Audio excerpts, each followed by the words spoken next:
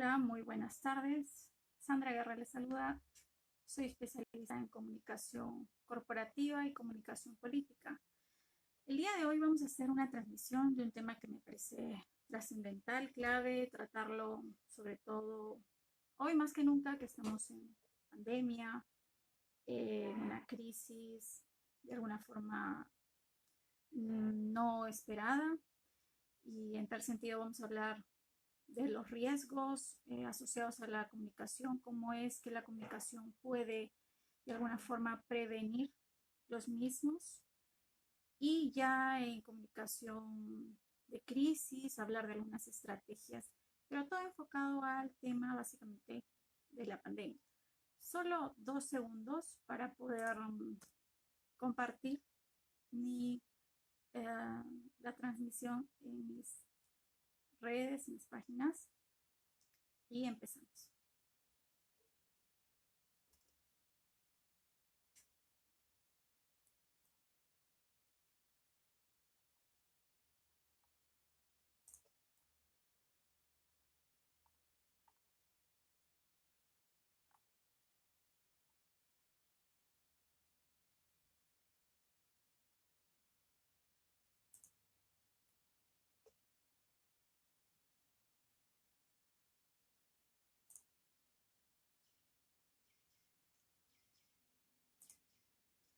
Un momento para los que se están conectando recién para poder compartir esto en mis plataformas y ya poder empezar.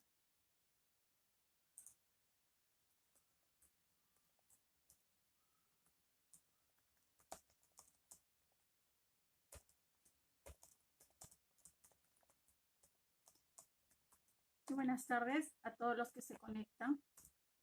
Unos segundos empezamos. Estoy compartiendo esa transmisión en las diferentes plataformas.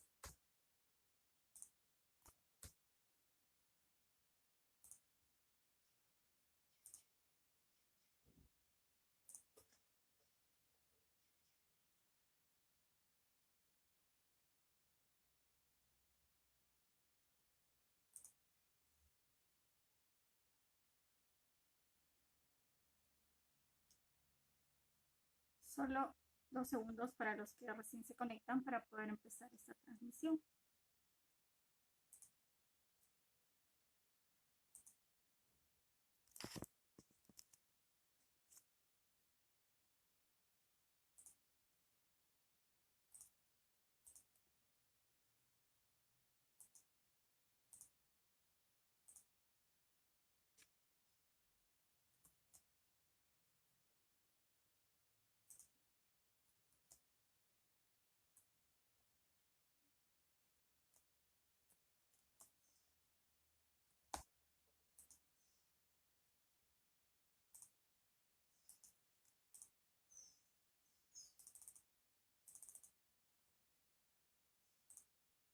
Muy buenas tardes a todos los que se están conectando.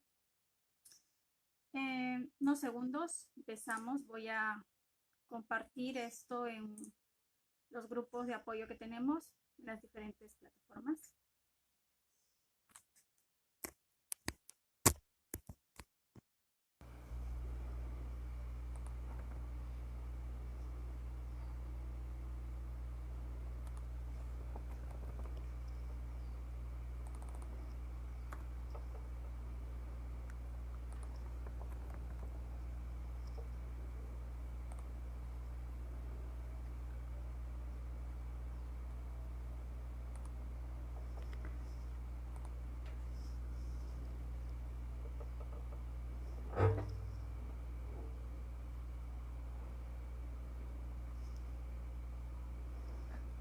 Bueno, el día de hoy tenemos una transmisión sobre comunicación de riesgo como acción esencial para salvar vidas. Solo 30 segundos y empiezo con la transmisión para los que están conectados.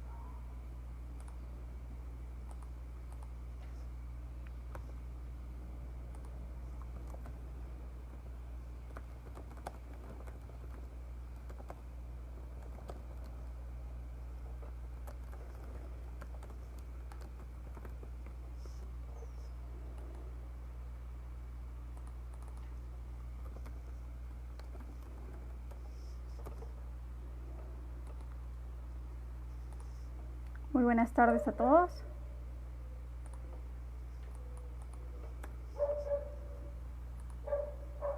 Bien.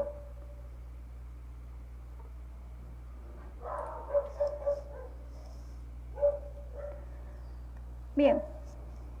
Empezamos entonces. Mi nombre es Sandra Guerra, soy especialista en comunicación corporativa y comunicación política. El día de hoy quiero tratar un tema trascendental, que es comunicación de riesgos como acción para salvar vidas. Básicamente, ¿qué es lo que haría o qué es lo que pretende la comunicación de riesgos en pandemia, en esta crisis de COVID? Y es prevenir el contagio. He estado dándole vueltas a la situación porque obviamente el riesgo podría parecer o podría denominarse como un escalón previo a lo que es la crisis, vale decir el caos, ya el desastre en sí. Entonces, en todo caso, el riesgo es la prevención de una posible crisis. Es lo mismo cuando hacemos un simulacro para prevenir o para minimizar el impacto de un terremoto.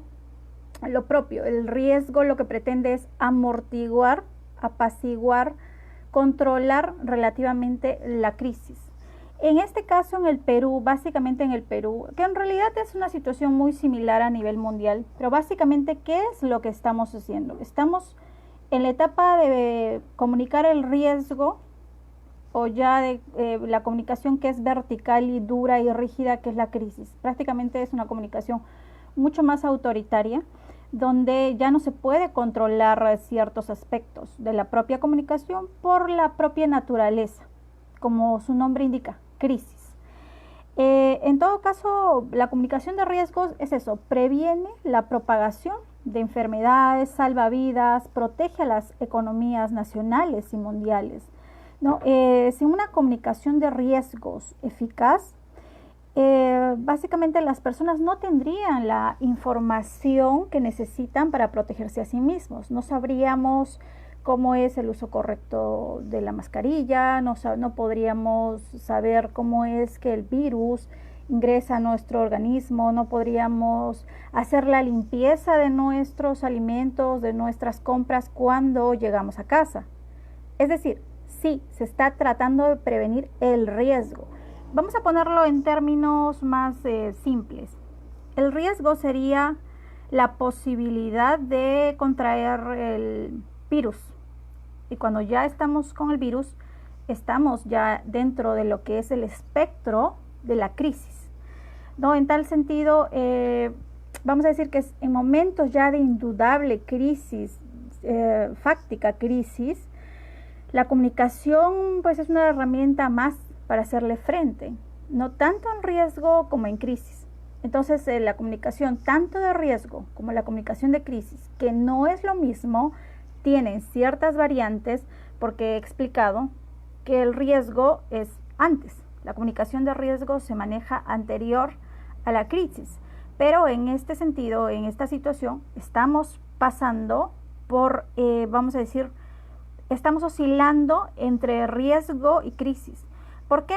Porque obviamente no todo el país está contagiado, no estamos bordeando los 17,000 y estamos cerca de los 500 muertos, pero no es que la crisis se haya desatado como tal.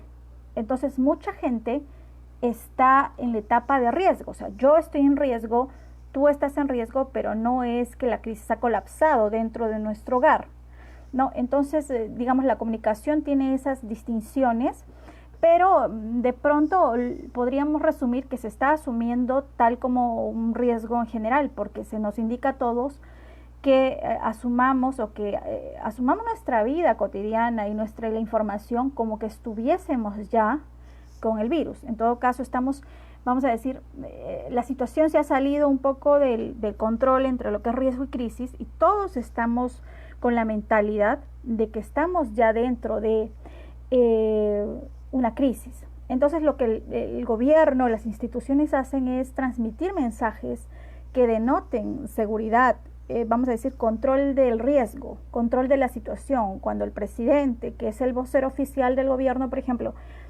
realiza las comunicaciones, bueno, anteriormente fueron casi diario, ahora lo está haciendo interdiario y seguramente con el paso de los días va a ser 2 veces, 3 veces por semana, luego 2 y así, conforme pues la curva se vaya aplanando.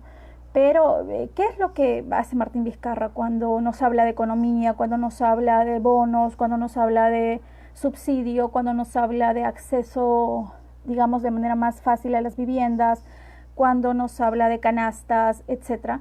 Lo que hace básicamente es control de riesgo, ¿no? El control de riesgo. Entonces, la comunicación está enfocada en general, háblese de las instituciones y de las entidades públicas y privadas, está enfocada a controlar el riesgo ante una posible crisis. Pero lo paradójico en esta pandemia es que la crisis también nos ha agarrado un tanto de golpe. Entonces, en tal sentido, repito, hay como que vamos entre el riesgo y la crisis. Porque la crisis, muchas instituciones, para ser puntuales y poner solo un ejemplo, el Sistema Nacional de Salud no ha controlado, no tenía previsto, vamos a decir, el control del riesgo, mucho menos la comunicación, y la crisis vino de alguna forma de golpe, de frente. Hubo pocas semanas, poco tiempo, pocas horas para controlar comunicacionalmente el riesgo, sí. Recordarán ustedes desde diciembre, fin de año, para ser exactos, creo que fue el 30-31, se supo ya del primer caso, no estoy segura si fue esa fecha, pero en China ya se supo del tema del COVID en diciembre, el 20 de enero en USA, en Italia esto empezó en febrero. Entonces sí hubo una alerta, una alarma para empezar a aplicar una comunicación de riesgo, vamos a decir, de última hora, ¿no? Pero no fue suficiente. De alguna forma la crisis nos agarró un tanto con la guardia, vamos a decir, con la guardia baja. No totalmente, porque ya se estaba estudiando a nivel gobierno cómo se iba a manejar el paciente cero, cómo se iba a manejar el tratamiento comunicacional y la información sobre el paciente cero, por ejemplo, a nivel nacional. Y recordarán ustedes que fue un 16 y pico, 16, 17, creo que fue el 16 de marzo en que se anunció el paciente cero en Perú. Entonces, no es que no hubo una comunicación del riesgo, o sea, ya nos estaban advirtiendo que el riesgo era alto y que la crisis podría venir.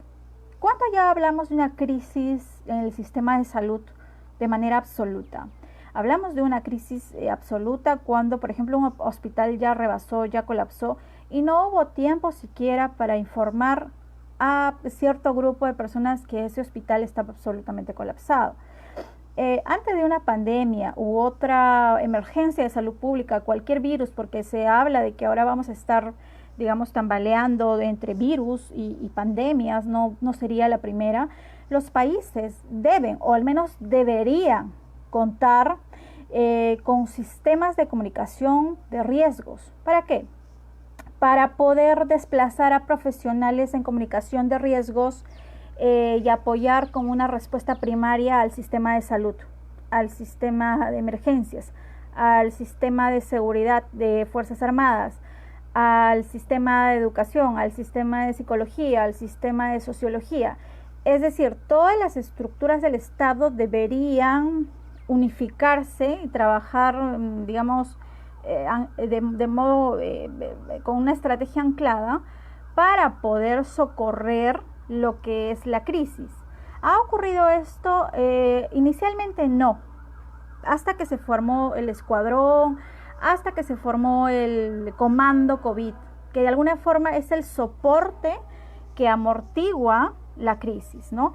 Se necesita concientizar a la población sobre el riesgo que el riesgo que, digamos, el riesgo que provocado por esta pandemia, comprometiendo a las comunidades locales, a los diversos gobiernos regionales y escuchar atentamente para poder responder a las preocupaciones, ¿no? Entonces se necesita producir una producción rápida, máxima de informaciones, de relatos, de storytelling, de narrativas, de mensajes, de flyer, de posts, de cuñas radiales, para responder a esa cantidad de dudas. Básicamente en el Perú esto mucho así en una cantidad no ha existido. ¿Por qué? Porque esta pandemia, a diferencia de otras crisis que podría sufrir cualquier gobierno, cualquier estado, tiene una, digamos, una piedra en el camino, un gran obstáculo, que es que los propios profesionales, los propios hacedores de la comunicación, los propios, vamos a decir, las propias personas que producirían todo este aparato comunicacional, también están con el quédate en casa, ¿no? Entonces, de alguna forma, la crisis ha silenciado a ciertas instituciones, porque si bien es cierto ahora existe el teletrabajo, si bien es cierto ahora nosotros podemos trabajar la parte de comunicación, vamos a poner un ejemplo de una institución, la podemos hacer desde nuestra casa, guiados obviamente por un director, por un jefe que monitorea. Sí, es así, pero no estábamos preparados para este sistema. Entonces, en ese sentido, la propia comunicación ha sufrido también un golpe, porque quienes hacen la producción de las comunicaciones son personas y no necesariamente están, digamos, 100% operativas. Si ustedes ven los diferentes posts de las diferentes organizaciones, vamos a decir Ministerio de Salud, Ministerio de la Producción, Ministerio del Ambiente, existen sus comunicaciones, sí, pero no son, digamos, con la estrategia o con la celeridad que se hacían en tiempos en que todos están pues trabajando al unísono. Entonces, sí se ha producido, sí se ha repartido, sí se ha difundido comunicaciones, pero lo que más ha pesado en esta crisis ha sido el discurso. El discurso ha sido la estrategia de comunicación, tanto en la parte de riesgo como en la parte de crisis en sí, que ha usado Martín Vizcarra. Digamos, él ha suplido toda este vacío de información que existió en muchos momentos, y podríamos decir que incluso hasta ahora existen ciertos vacíos en la información, y por otro lado también hay cierto abarrotamiento de la información en ciertos aspectos, y el discurso ha sido una herramienta clave para controlar que la crisis no se derrame. Vamos a decir que este tóxico no se expanda. Entonces el control del riesgo ha sido bueno, parcial, pero no ha sido absoluto. Entonces la crisis en muchos momentos, para muchos temas, sobre todo el aspecto económico, digamos, existe. Es por eso que mucha población no encuentra el mensaje oportuno que pueda calmar el miedo, porque básicamente lo que la crisis genera es miedo, es pánico en muchos casos. Hay gente mucho más sensible, que está mucho más bloqueada a la recepción natural del mensaje emisor-receptor. Hay una barrera grande que genera pánico en muchas personas. De repente usted que está escuchando no, pero hay personas que no salen de su casa porque literalmente están en pánico, y ningún mensaje que les indique que vayan con su mascarilla, con su guante a comprar, les es suficiente. Entonces, ante el riesgo, escuchar y responder las preocupaciones es clave. Es decir, no puedes solamente salir a emitir un discurso cuando lo que sucede en la calle, lo que sucede en el día a día, lo que sucede en las redes sociales no es correctamente monitoreado. Necesitamos mapear los diferentes actores, los diferentes públicos que tiene un mismo país, los diferentes estratos socioeconómicos, cómo es la reacción ante cada emisión, ante cada subvención, ante cada, digamos, ante cada pastilla, ante cada dosis que se emite desde el gobierno central, para al día siguiente corregir ciertos errores y empezar a comunicar de una mejor manera y aplicar realmente estrategias de comunicación de riesgo, ¿no? Repito, necesitamos nuevamente compartir información rápidamente y de manera confiable. El mejor vocero para esto ha sido el presidente. ¿Las instituciones están haciendo su trabajo? Sí. El limitante es que en estos tiempos no se puede hacer inversiones, digamos, extremas en lo que es publicidad radial o televisiva, y lo que se está apelando es a la conciencia, ¿no?, de las propias empresas y poder emitir estos mensajes de concientización, vamos a decir, de una manera más por convicción que metalizada. Entonces, en este sentido, la mejor comunicación de alguna forma lo han hecho desde el propio discurso presidencial. Necesita generar confianza, comprensión, porque si no escuchas cómo está calando tu mensaje y cómo está calando las diferentes acciones estratégicas como gobierno vienes haciendo, y si no están funcionando, pues tienes que saber monitorear y escuchar, no solamente a nivel Lima, tienes que saber escuchar a las regiones, porque cada región es una realidad muy diferente y en cada región la comunicación es muy, muy particular. O sea, no le puedes decir a una región que donde no, de repente no se tiene vamos a decir, un lugar adecuado para recepcionar a los migrantes que van a pie, lo propio que al ciudadano de Miraflores, lo propio que al ciudadano de La Molina. O sea, las realidades en esta crisis son variopintas, y ante las diferentes realidades la comunicación tiene que ser muy diversificada. Es por eso que los mensajes presidenciales no duran 5 minutos. Si ustedes se han dado cuenta, hay ocasiones en que ha pasado la hora. ¿Por qué? Básicamente porque necesitas en tu comunicación de riesgo monitorear y dar un mensaje a todos los públicos, y los públicos son variados. Está el que está trabajando y cobrando su sueldo haciendo teletrabajo, está el que está trabajando, el que está cobrando su sueldo y no hace teletrabajo porque la naturaleza de su propia función lo impide, está el que ha sido despedido, está el que ya estaba desempleado, está el independiente, el emprendedor que no recibe un sueldo y que ya se le acabó los recursos, está la ama de casa que de pronto no recibía una subvención del Estado, ¿no? Está el que trabajaba y ganaba el dinero día a día, está el funcionario que sigue yendo interdiario al trabajo, entonces está el agricultor, ¿no? Entonces la realidad en cada, vamos a decir, para cada público, y la comunicación de riesgo, de crisis, dependiendo de la situación, es diferente. O sea, a mí el mensaje no me va a llegar igual que a la persona que ha recibido un bono, ¿no? Además se necesita en comunicación de riesgo, igualmente en comunicación de crisis, que prácticamente, como dije, el riesgo es, vamos a decir, una suerte de escalón a la crisis, pero no necesariamente. ¿Por qué? Porque decía yo, por ejemplo, ¿estamos en riesgo de contraer el virus tú y yo? Sí, porque no lo tenemos. Pero en el momento que nosotros no hemos tenido tiempo para procesar el riesgo y de pronto nos enfermamos, sin mucha comunicación, como ha ocurrido en la primera semana, ¿no?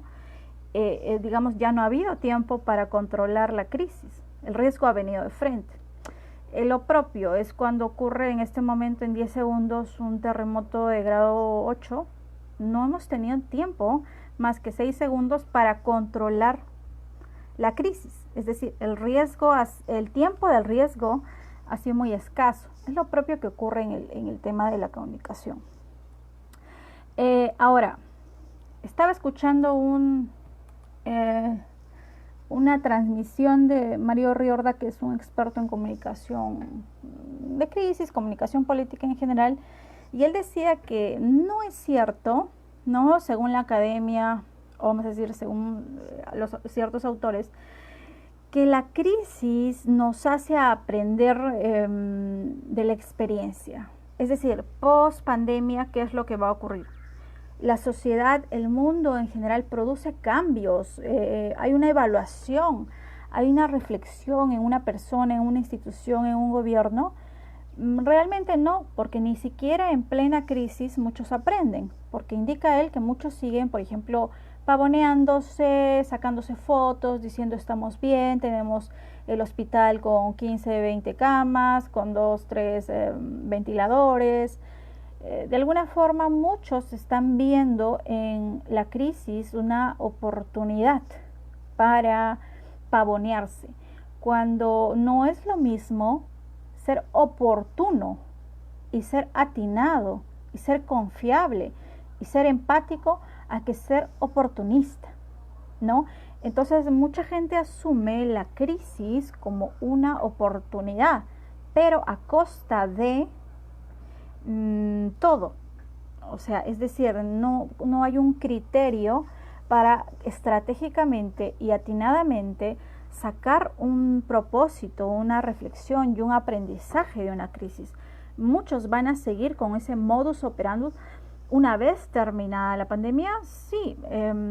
Entonces, en tal sentido, no es que siempre se aprende de la crisis, es decir, no es que de acá a diciembre vamos a ser otras personas, otras instituciones, no es que los políticos van a modular sus mensajes, su comportamiento, su temple, no necesariamente. O sea, hay mucha gente que va a seguir el mismo camino que como ya lo viene haciendo. O sea, hay mucha gente que no ha entendido ni está entendiendo la real dimensión de la situación y que en crisis, digamos, siguen actuando bajo sus propios intereses. Otro ejemplo de que en la crisis no cambia necesariamente el mundo es la corrupción.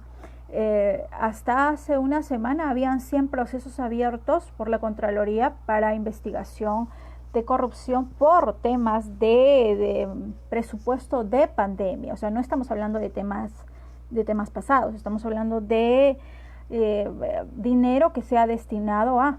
Igualmente hay otros que no lo ejecutan, pero ese es tema aparte que tiene que ver ya con la incompetencia y con aspectos que la crisis ha traslucido, ¿no? Y gente que realmente no había hecho nada en su gestión y bueno, es como que las cortinas se corrieron y ahora podemos ver lo que hay tras el telón. Y tras el telón pues había mucha basura, había mucho desmonte y había gente que realmente no estaba haciendo nada. Entonces ahora es que se ponen, digamos, como hormigas a gestionar su crisis. Allí sí podríamos hablar de una crisis. ¿Por qué?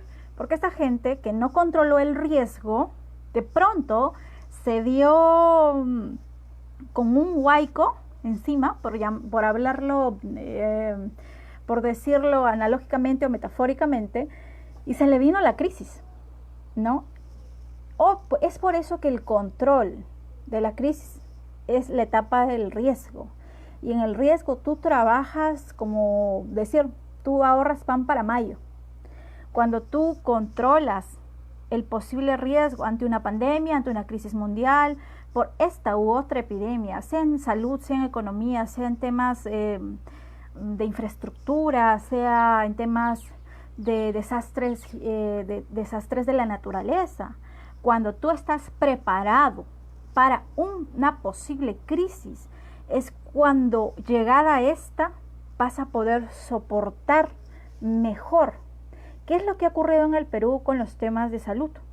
Que por años, y obviamente esto no es responsable únicamente de Vizcarra, pero también lo es, por supuesto, pero no solo, ¿no? Por años, el sistema de salud, ni años, por décadas, ha estado completamente abandonado.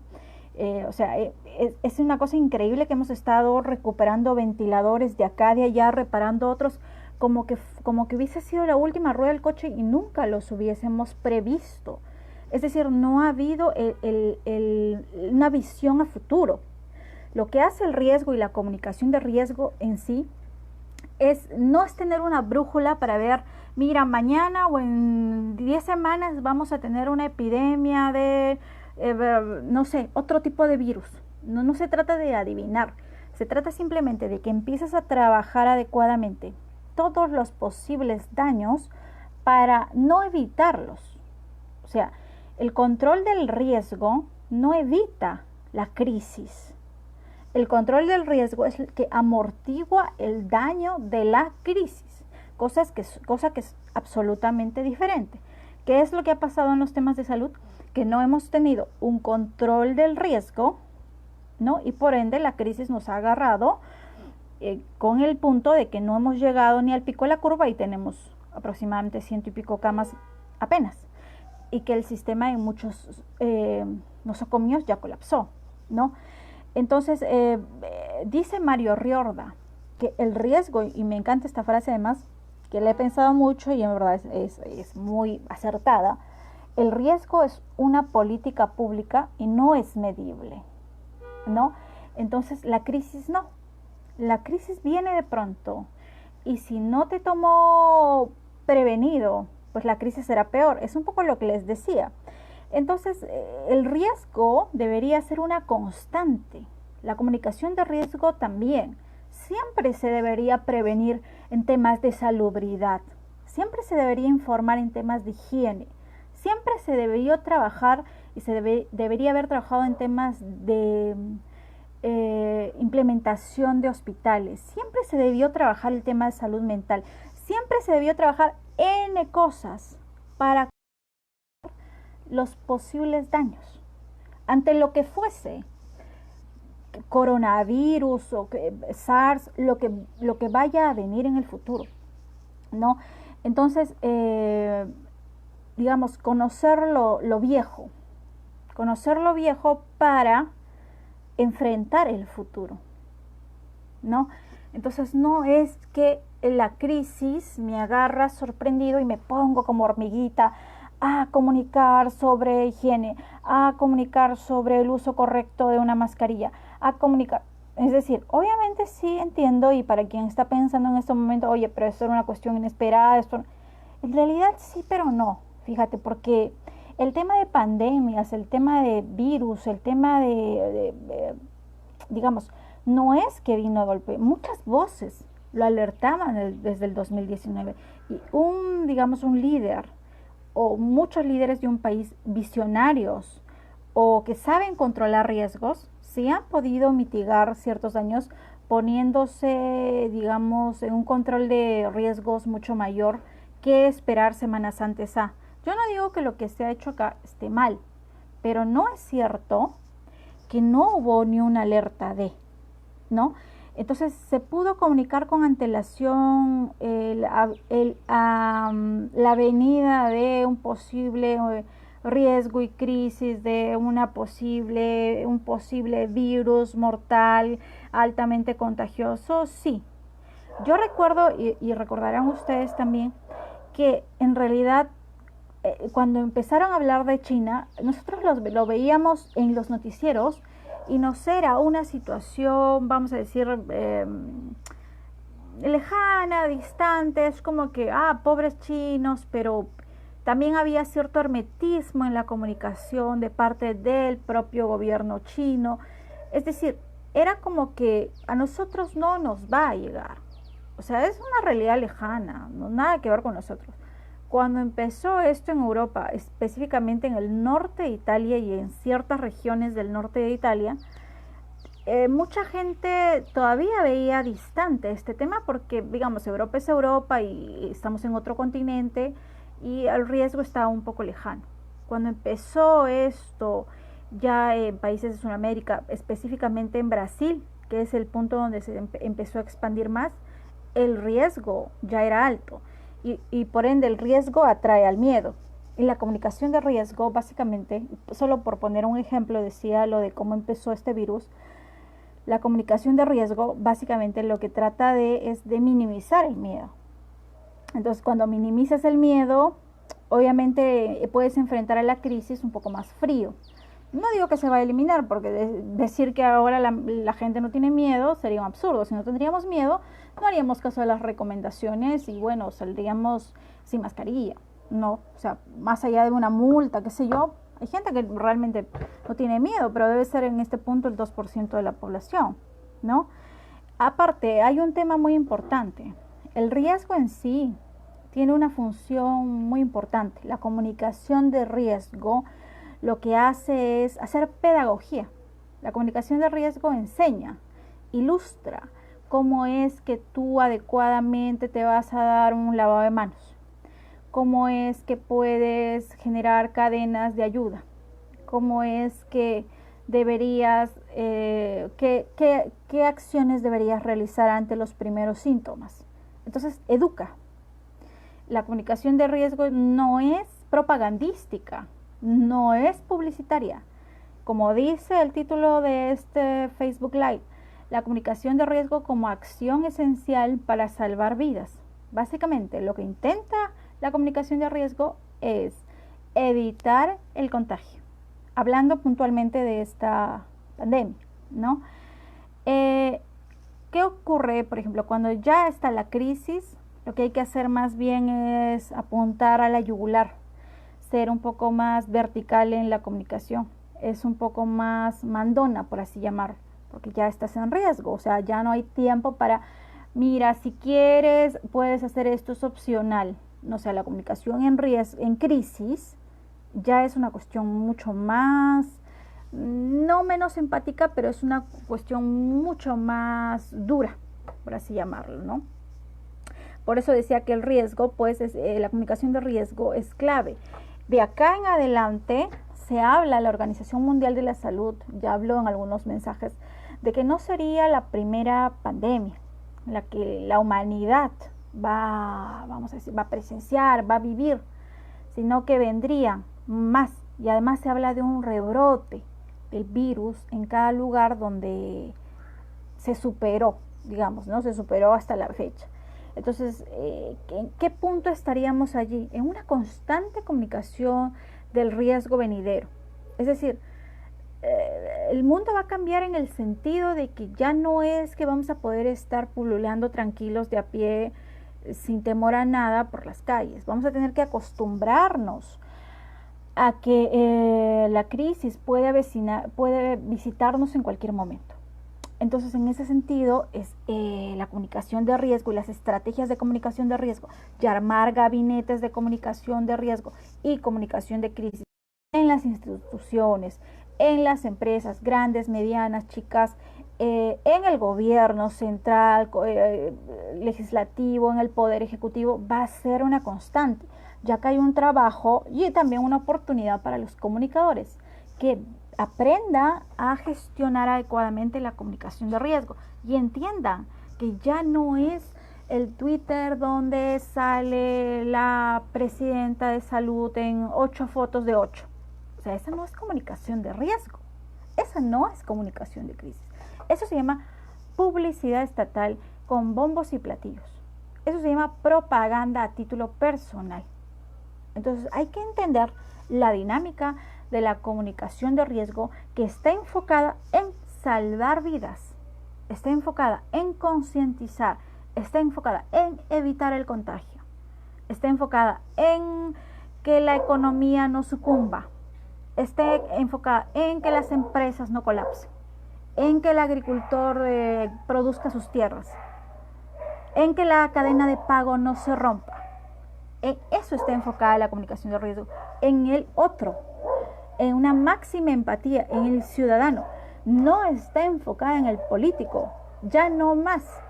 Esa comunicación va a pasar a la historia, lo quieran o no las instituciones, lo quieran o no los congresistas, olvidados hoy en día. ¿Por qué? Porque la crisis va a ser una constante en la vida de la humanidad. Entonces, en tal sentido, por primera vez es que la política realmente esta vez se va a cumplir la premisa de que la política está y el político está para servir al ciudadano. Acá se va a cumplir un poco a la fuerza. Político que no esté enfocado en comunicar el riesgo, en manejar la crisis, en gestionar y hacer su trabajo, es un político que va a pasar a la historia, al olvido, porque no es que la pandemia va a ser un año, y no digo con esto que va a ser 3, pero la vida, los hábitos y el posible riesgo de nuevas pandemias va a ser una constante en la vida, en la humanidad. Entonces todo tiene que cambiar, y esto implica el cambio del sistema de comunicación. Esos son los perros que ahora los perros, todos los perros se han dado cuenta que hacen más bulla, o será que antes con tanta bulla no los escuchaba, ¿no? Entonces, alguna diferencia también que hacía Riordan en este webinar era el riesgo, decía él, que necesita coordinación, altos niveles de comunicación. Claro, porque el riesgo te da eso, ese chance para gestionar, para interconectar con los gobiernos subnacionales, con las alcaldías, con las localidades, con los gobernadores. O sea, estás trabajando una comunicación de riesgo en favor de la ciudadanía para que la crisis no nos termine de aplastar. ¿Ha llegado la crisis al Perú? Sí, en ciertos aspectos, en ciertas, vamos a decir, en ciertas estructuras, obviamente, un hospital colapsado está en crisis. La ciudadanía que se iba a atender a ese hospital no puede hacerlo ya, por ende la comunicación de riesgo ahí no aplica. O sea, estamos hablando de que ya el riesgo está, ya es un hecho, ¿no? Entonces, el riesgo o la crisis, vamos a decir, la crisis es un castigo divino. En realidad no. O sea, todos los gobiernos, todas las instituciones, todas las corporaciones deberían estar enfocadas en que en cualquier momento toda crisis puede llegar. Es por eso que es tan importante realizar el trabajo de coordinación en temas de salud, en temas de educación, en temas de lo que fuese con antelación. Siempre hay que estar pensando en que la crisis va a llegar. El político, la política en sí, nada en constantes olas entre la calma y la crisis.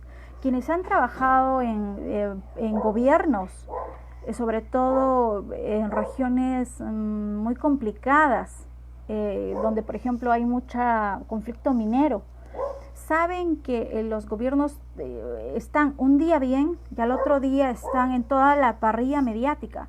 2 días de descanso y al otro día están en crisis. Los gobiernos trabajan en constante crisis. Por ende necesitan gabinetes de comunicación de crisis a la orden y con gente altamente capaz de gestionar la crisis. Es decir, tú cuando trabajas, por ejemplo, yo que he trabajado en la empresa privada muchos años, la crisis no era el pan del día. Entonces nos enfocábamos más bien en la comunicación interna, en la satisfacción del cliente interno, en la publicidad, vamos a decir, en la responsabilidad social corporativa, pero no así en el riesgo. Obviamente había planes de contingencia para la comunicación en caso de un riesgo, en caso de un, vamos a decir, de un descontrol mediático. Pero cuando tú pasas a trabajar al gobierno, sabes que la crisis va a ser una constante. Cuando trabajas de la mano o asesoras a un político con alta demanda mediática, sabes que la crisis es el desayuno, almuerzo y cena. Entonces, es de esa misma forma, y solo para hacer una comparación, que cualquier gobierno debería saber gestionar su crisis. ¿Y debería saber gestionar una pandemia de orden mundial de esta naturaleza? De alguna forma sí. ¿Por qué le digo? Porque quienes han trabajado mejor sus temas de comunicación en aspectos de salud, de educación, obviamente hoy día no voy a decir que se le están llevando lindo, pero tiene mayor confianza. Ese líder está un tanto mejor parado en el escenario de esta pandemia. O sea, quien se ha preparado oportunamente, quien ha hecho su gestión, quien ha ejecutado su presupuesto, quien ha implementado sus hospitales, quien ya estaba trabajando el tema educacional a niveles, vamos a decir, de virtuales, quienes ya tenían ciertas plataformas por lo menos en proceso, quienes han sabido gestionar y hacer la labor para lo que se les ha encomendado, obviamente esta pandemia pueden estar unos pasos adelante. Es por eso que es tan importante simplemente hacer lo que te toca dentro de un gobierno. Porque, ¿qué sucede? Alguien alguna vez me preguntó, pero ¿cómo es que yo puedo comunicar adecuadamente lo que vengo haciendo? Para empezar a comunicar adecuadamente lo bueno que hace una institución, vamos a hacer un ministerio, vamos a decir el Ministerio de Salud, lo primero que tiene que hacer dicho ministerio es trabajar. O sea, la comunicación la mentira no se entrena. La comunicación no se puede realizar sobre una base de la mentira, o no puede ser falsa. ¿Por qué? Porque la gente ahora es muy lista, la gente ahora está muy informada. O sea, no estamos en los años 90 donde nos vendían la Virgen que llora. Ahora, si tú haces una compra errada, si tú haces una compra chueca, si tú tenías tus sistemas de salud desabastecidos, si tú solamente eras bombo y platillo, si tus camas están inoperativas, si tus ventiladores los han arreglado pero no hay gente para que los monitoree. ¿Cómo es que podemos comunicar eso? O sea, hay situaciones que son prácticamente imposibles de monitorear comunicacionalmente hablando. O sea, la comunicación no puede falsear una realidad. Aparte que no es ético, ¿no? Entonces, desde donde miremos, desde cualquier aspecto que miremos, psicología, sociología, comunicación propiamente dicha, salud, se necesita hacer una sinergia para gestionar una crisis y obviamente para comunicar la misma, ¿no? El riesgo, decía Riorda, que significa sobreestimar el mismo, o sea, sobreestimación del riesgo ante la duda de lo que va a venir. Entonces, la comunicación de riesgo básicamente es controlar, cuidar esa exageración desmedida. Eso como cuando la gente se viene una pandemia mundial y todo el mundo, ¿qué hacía? Iba a comprar papel higiénico, cuando en realidad iba a comprar harina, que ahora no hay harina, ¿no? Entonces, claro, ¿por qué? Porque el hacinamiento hace que psicológicamente la mente te mande a darte ciertas recompensas y esto entra por el querer comer dulce. O sea, eso tiene una explicación psicológica también. Entonces es por eso que mucha gente, ante el miedo, ante el pánico, ante la crisis, trata de hacerse un mimo, hacerse cariños, hacerse un cumplido, un autorregalo. Y es en ese punto que va por la harina. Pero ¿qué ocurrió cuando existió el tema del papel higiénico? ¿Por qué la gente hacía esto? Porque no existía un adecuado manejo de la comunicación del riesgo venidero. Entonces la gente estaba en incertidumbre, la gente estaba en duda. La duda hace que compres todo. Pero si nos hubieran dicho en ese momento que esto no iba a manejarse de tal manera y que más bien nos proveamos de otro tipo de insumos, porque probablemente íbamos a demandar muchos días o semanas en esto y que probablemente iba a ser así porque en Italia se dio que la curva, que probablemente el virus iba a demorar 90 días en el paso por cada país, sí, pero ¿por qué no se comunicó el riesgo? Dos motivos. Uno, porque los propios gobiernos desconocían del estudio de cómo se iba dando este virus en otros países. O sea, todos un poco a última hora se vinieron informando y dicen, ¿qué hicieron allá? Bueno, ok, acá hagámoslo también. Informemos sobre el tema de la obligación de la mascarilla, informemos sobre el lavado de manos hasta sacar espuma y por qué hasta ese punto, informemos sobre esto, el otro y el otro. Entonces, un poco fue la imitación o sea, empezamos a actuar por la imitación la pandemia fue tan fuerte, fue tan dura que no hubo tiempo para hacer pues 2 meses de comunicación de riesgo. Si hubiéramos tenido ese lapso, pues no estaríamos con la cantidad de infectados que estamos ahora. O sea, pero no es una cuestión de criticar al gobierno, porque de alguna forma también esto es algo, vamos a decir, extremadamente fuerte, incluso teniendo una comunicación de riesgo, incluso teniendo una estrategia es muy fuerte la situación y de alguna forma todo se salió de las manos. Pero si se hubiese tenido, digamos, una adecuada gestión a nivel nacional de una comunicación de riesgos oportuna, obviamente la situación hubiera sido mejor, incluso acá. Entonces ya la crisis ya es una sobreestimación de del riesgo, del riesgo ante la duda, ¿no? Es decir, en conclusión, lo que hace la comunicación de riesgo es darte una voz de alarma, es alertar, es tratar de prevenir infección, tratar de prevenir el contagio. Lo que hacen al decirnos no salgas de tu casa o si sales sal con mascarilla, no toques tu cara, no metas la mano a la boca, no metas la mano en la nariz, no échate alcohol gel, está haciendo una comunicación del posible riesgo que vas a correr si es que tú no haces caso a estas advertencias. La crisis viene un pasito después, en el punto en que ya tú estás en una situación que ya no hay, vamos a decir, un control del riesgo porque ya te enfermaste. Solo estoy poniendo un ejemplo y para compararlo con cómo es que funciona el riesgo y la crisis en la comunicación.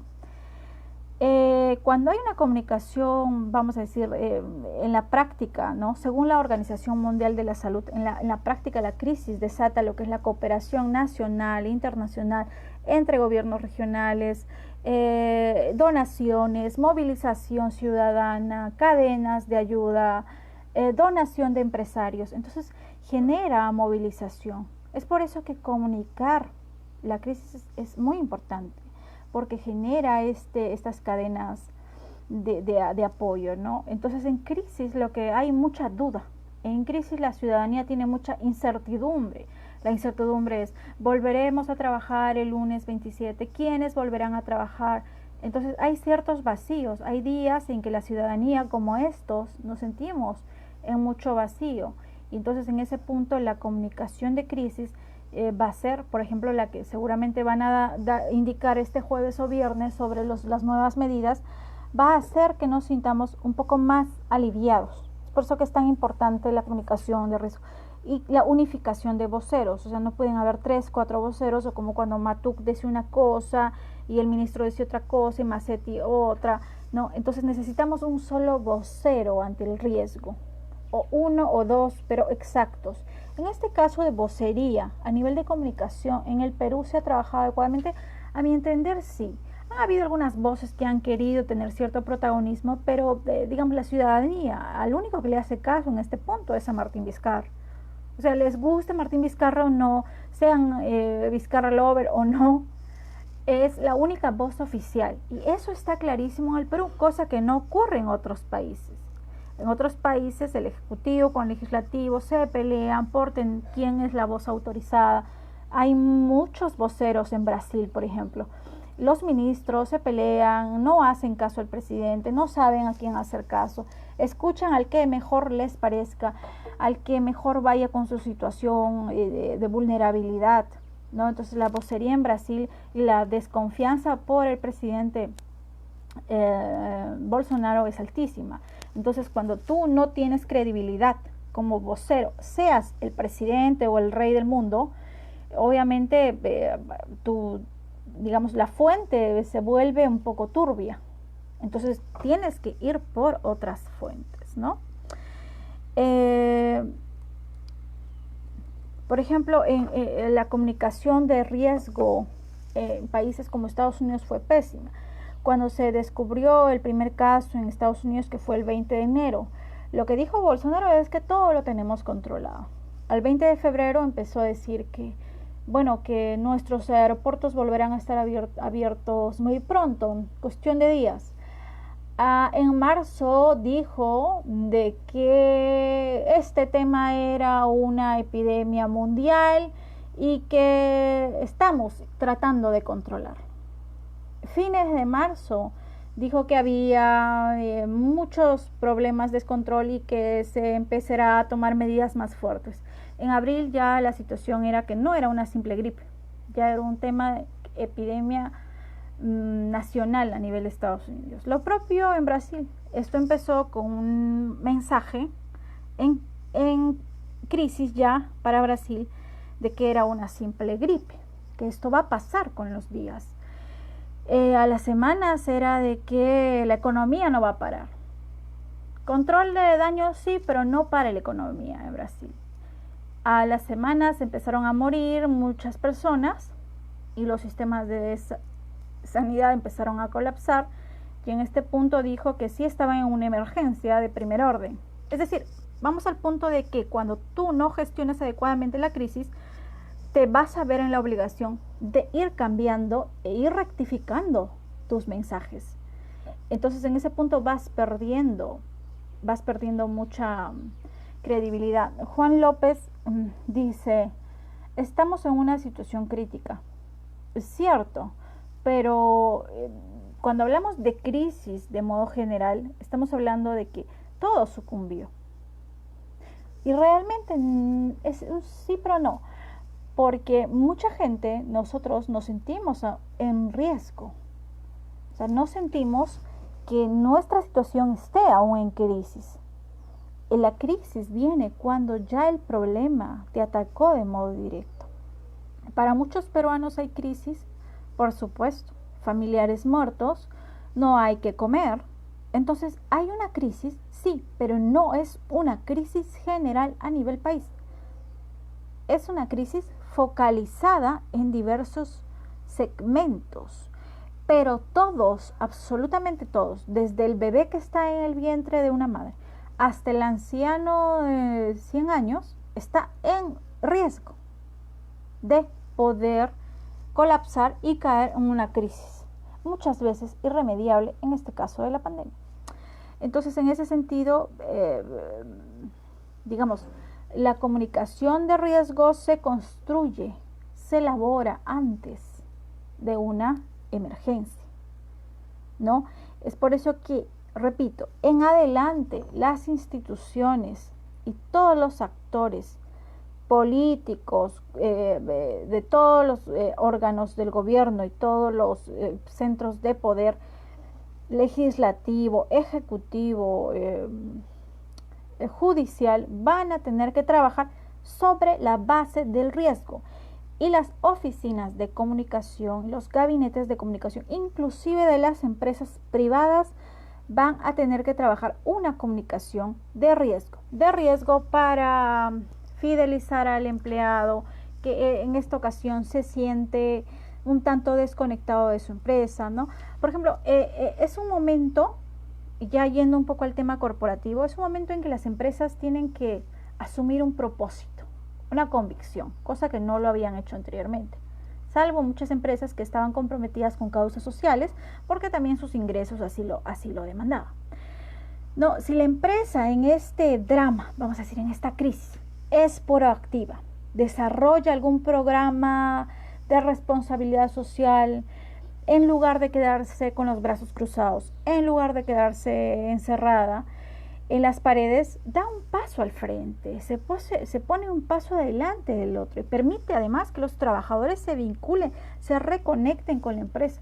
Activa, vamos a decir, se activa fórmulas de voluntariado, refuerza la identidad corporativa, el orgullo de marca, ¿no? El orgullo, reforzamiento de fidelización del cliente, del público interno. Entonces los líderes, tanto corporativos como los alcaldes, como los gobernadores, como el presidente, como el ejecutivo, como los congresistas, tienen que estar más presentes y visibles que nunca, pero la comunicación de todos ellos ya no puede ser meramente publicitaria ni propagandística. Tiene que pasar a ser una comunicación que esté enfocada realmente en el otro, en el ciudadano, en el consumidor, en el cliente. ¿Por qué? Porque en adelante el riesgo es latente, no solo por COVID, el COVID, la COVID, ya no sé, según como muchos lo llaman, sino porque la situación ha, digamos, generado ciertas fracturas en el mundo y recuperarse de esto no va a ser tan simple. Y además de ello, vamos al punto de que se habla de que estaríamos por avisorar nuevas pandemias, nuevos virus. Entonces, la comunicación va a tener que ser constante. No es que lávate las manos ahora, o sea, no es que cuídate el distanciamiento ahora. O sea, la gente va a aprender a tomar distancia de ahora en adelante, ¿no? Pierre, voy a leer algunas preguntas. Si gustan hacer las preguntas, por favor. Y la situación humanitaria de los retornantes que por miles ya no tienen que comer en Lima, ¿no sería una crisis humanitaria? Por supuesto que sí, pero es una crisis humanitaria de cierto segmento. O sea, no es una crisis humanitaria a nivel nacional. Es una crisis humanitaria que está focalizada en cierta población que carece de recursos, dinero, movilidad, albergue, hospedaje, cama donde dormir, dinero para comer. Que al ciudadano que esté en su casa en ese momento le afecte, de repente sí, empáticamente siente lástima, pero por esta situación focalizada, así como un hospital colapsado, así como un servicio hacinado, no está generando una crisis nacional. Muchos seguimos en riesgo de, pero no estamos dentro de la crisis aún. Es por eso que la comunicación de riesgo tiene que estar muy presente. La comunicación de riesgo es advierte, evita el contagio. A menor contagio, menor crisis. Pero ¿qué ocurre si hay, digamos, 300 caminantes que se van a Apurímac y entre ellos existe el riesgo de contraer el virus? Cuando caes y sucumbes, entras en crisis. Y cuando las regiones donde ellos van a llegar no tienen una adecuada cantidad de camas para recepcionar a la cuarentena, empieza la crisis y esa región entra en crisis. Y sus sistemas de salud y las 20 camas que habían preparado para pacientes COVID, resulta que van a ser 80. Entonces estamos hablando de una crisis regional. Pero, como digo, esta pandemia ha hecho que la realidad de cada, vamos a decir, la situación de cada región es muy diferente, ¿no? Podríamos decir que todo el norte de Italia entró en crisis por la pandemia. De alguna forma sí, porque allí pues no morían 50 al día como en Perú, sino que morían cerca de 800, 900 personas, ¿no? Entonces sí podríamos decir que esa es una situación de crisis absoluta. ¿Por qué? Porque está dañando la salud emocional de absolutamente todos a un punto que estás en pánico. Entonces, por más de que no estés con el virus, todos están muy propensos a contraer el virus, ¿no? Porque estaba dentro de tu edificio, estaba dentro de, la mayoría lo ha tenido. Gente ha pasado en su casa simplemente con virus. Niños han tenido el virus, lo han, digamos, expectorado su cuerpo, lo ha expectorado en 2-3 días. Ya era una cosa común tener la gripe. O sea, era una cosa que no era que, mira, en mi zona no hay, sino que cualquiera era muy proclive. Y aún lo es. Lo propio en España. Entonces, en el Perú no podemos hablar de que estamos, digamos, en una situación masiva, general, de crisis. Obviamente, hay sistemas, hay grupos, hay personas que le están pasando peor que otras. Pero no podemos decir que el que tiene que comer hoy día y el que está en su casa y tiene pan para mayo está en crisis. Puede tener miedo, puede estar en peligro, pero está en un riesgo, ¿no? Entonces esa sería un tanto la diferencia. Entonces, una débil comunicación daña a las comunidades, daña al país. Es por eso que es tan importante, y para terminar esta transmisión, decirle que en adelante, empresa, institución, gobierno, autoridad, político, que no esté enfocado en trabajar una adecuada comunicación de riesgo, en que no se ponga a trabajar estrategias y planes de comunicación de riesgo, en que no vuelque la comunicación que tenía a por lo menos tener un equipo especializado de externo o contratado fuera para manejar posibles crisis, pues realmente la va a ver muy mal en adelante. Y minimizar el riesgo implica incluso qué hacer cuando venga un rebrote de coronavirus. O sea, a ese punto llega la prevención de una posible crisis, ¿no? Bueno, ha sido un gusto estar con ustedes. Espero nos volvamos a encontrar más adelante. Gracias.